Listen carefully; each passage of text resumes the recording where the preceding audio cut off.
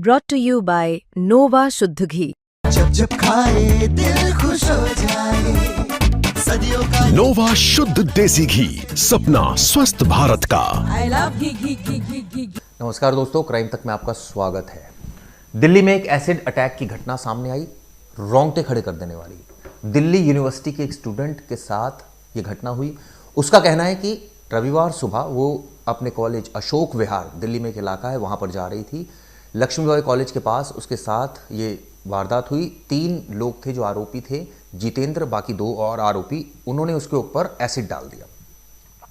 हड़कंप मच गया। इस घटना के बाद पुलिस ने मुकदमा दर्ज किया। जब जांच की तो पूरा मामला ही पलट गया।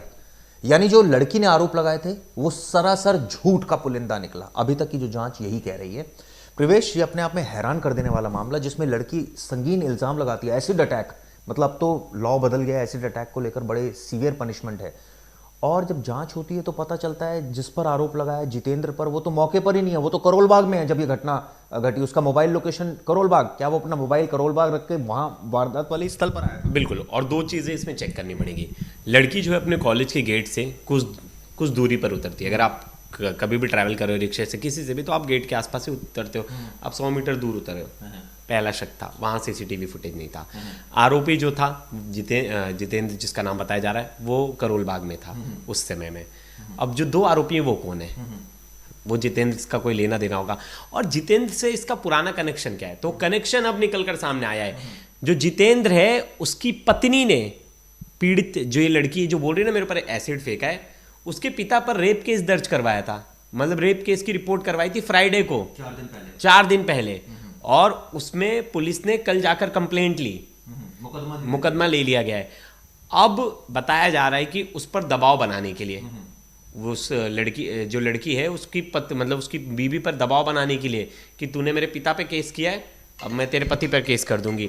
और उसने एसिड का, मतलब ये जो है, अब ये निकल कर चीज़ें सामने आ रही है। अब क्योंकि ये पत्नी का आरोप है, जो जितेंद्र है उसकी पत्नी का आरोप है कि मैंने इसके पिता पे तो 4 दिन पहले रेप केस के चार्जेस लगाए।